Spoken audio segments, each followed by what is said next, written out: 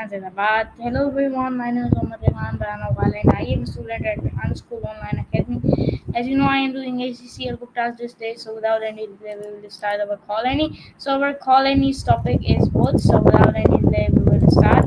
So here we go, I am going to share the colony and then we will start. Here we go. So let's wait 1 minute. Any shout please. Are you guys working on a Okay, project so about hello community Rainy, how living are or maybe a story? you? Or is it something more like a science experiment? I Any? love how you're all fired up to start, kind of Can you contagious. please stop? Can you listen? How are you, first of all? Ha, okay. Well, I guess I'll start by saying I'm just here, soaking up all the good vibes and ready to listen to whatever you've got next. I love how enthusiastic you are. Makes me want to jump into a new project too. So tell me, what's the coolest thing you've learned recently?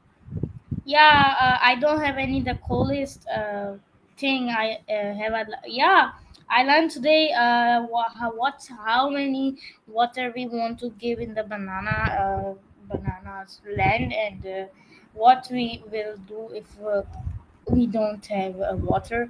Okay, so my next question, first question is to you.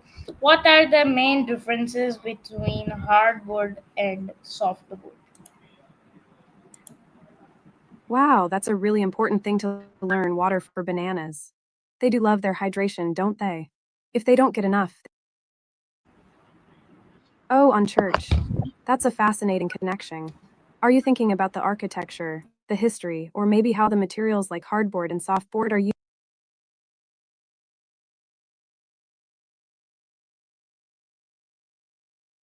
Sure.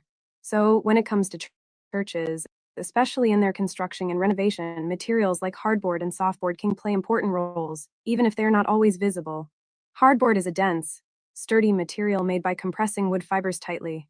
It's often used in areas that need strength, like backing for paintings or even in some furniture pieces within the church. Its durability makes it ideal for supporting heavy objects or structures that need to last a long time. Softboard, on the other hand, is much lighter and more porous. It's used mainly for soundproofing or insulation, which is super important in churches to help with acoustics during sermons or choir performances. Softboard can also be used for pinning notices or decorations on walls, especially in community spaces within the church. In terms of design, churches often aim for both aesthetic beauty and functionality. Materials like these help create a peaceful, acoustically pleasing environment. Plus, they're cost effective and easy to work with, which is helpful when restoring or customizing historic buildings. It's pretty cool how everyday materials find their way into such sacred and historic spaces, right? Do you like the idea of how materials influence the atmosphere of a place? Or maybe you're curious about other building materials used in churches. Okay, so my next question is to you. Yeah, name three common type of hardwood and their uses. Great question. Okay, three common types of hardwood are oak, maple, and mahogany. First, oak is super strong and durable. It's often used for furniture, flooring, and even in building structures because it can handle a lot of wear and tear. Think of those beautiful oak tables or the sturdy flooring in fancy homes and churches. Next, maple is known for its smooth graying and hardness. It's used for making musical instruments like violins and pianos because it produces great sound. It's also popular for kitchen cabinets and cutting boards because it's resistant to scratches and stains. Finally, mahogany is prized for its rich, reddish brown color and elegance. It's mainly used for high end furniture, decorative veneers, and musical instruments. Its beautiful appearance makes it perfect for creating luxurious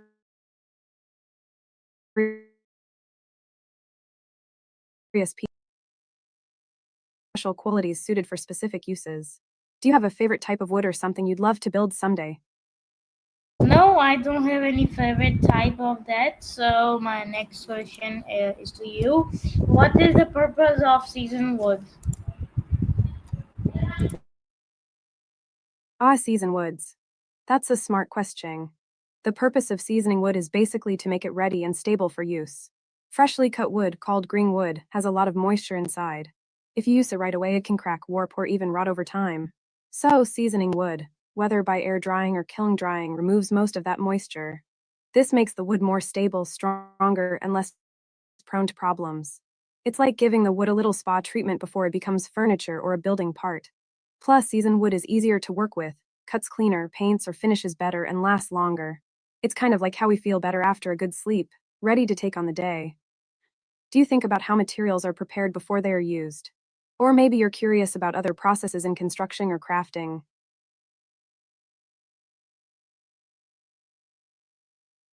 Okay, so my next question is to you, Annie. What is the? Can you tell me how does moisture content affect the strength and durability of wood? Great question.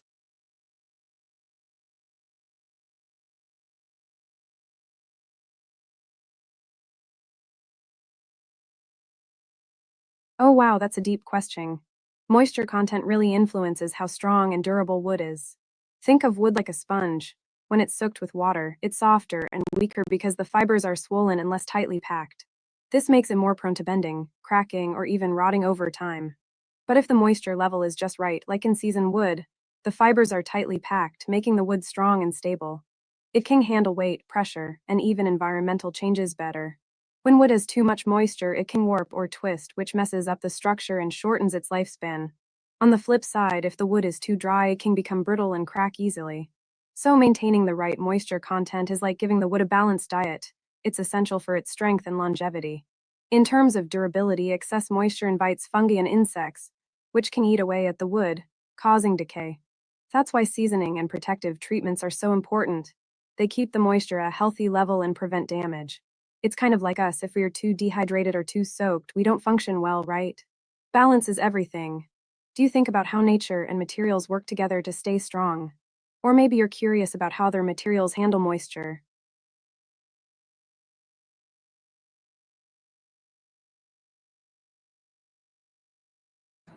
Ha, I love how you're Okay, diving deep into so these my next topics. question is to you. What is the difference between net? Sorry, my bad. How can you identify the grain pattern in the price of wood?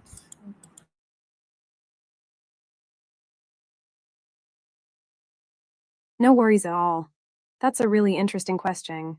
When it comes to identifying the grandparent in the price of wood, I think you're referring to understanding what factors influence the cost or value of wood, right? So, let me give you a detailed answer. In the context of wood, the grandparent could be thought of as the most fundamental or primary factor that affects its price, kind of like the root cause. So, what are those main factors?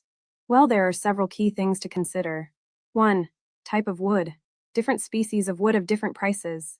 Hardwood like mahogany or oak is usually more expensive than softwood like pine or cedar because of their durability, appearance, and rarity. The species determines the basic value.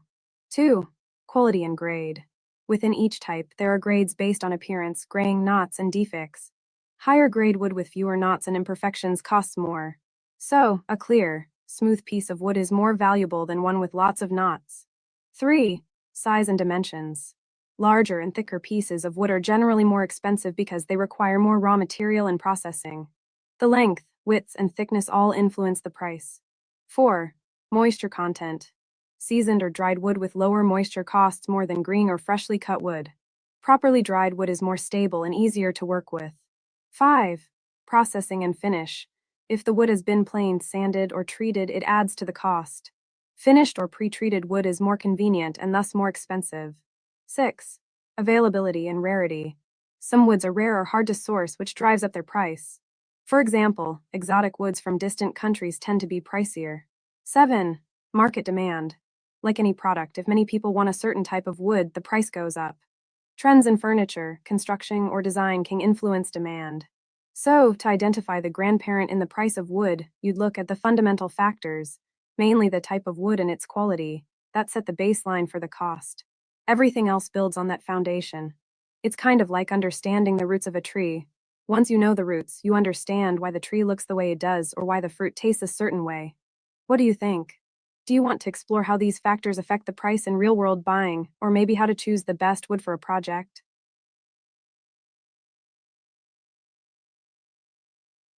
Okay, so my next question is to you.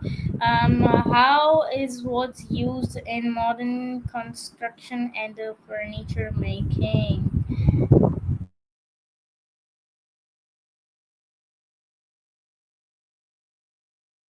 Ha, I love the idea of a dumb answer. Let's have some fun. So, wood in modern construction and furniture. Well, it's like the superhero of building materials. It's strong enough to hold up a house, but also soft enough to be carved into a fancy chair or a cute little shelf. In construction, wood is used for framing houses, like the bones of the building holding everything together. It's kind of like the skeleton in a body. Without it, you're just a blob.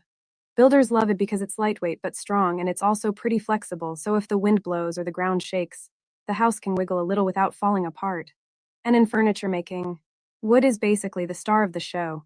Think of tables, chairs, beds, and even those tiny cute jewelry boxes. It's like the edible cookie dough of furniture, delicious looking, warm, and inviting. Plus, it's super versatile.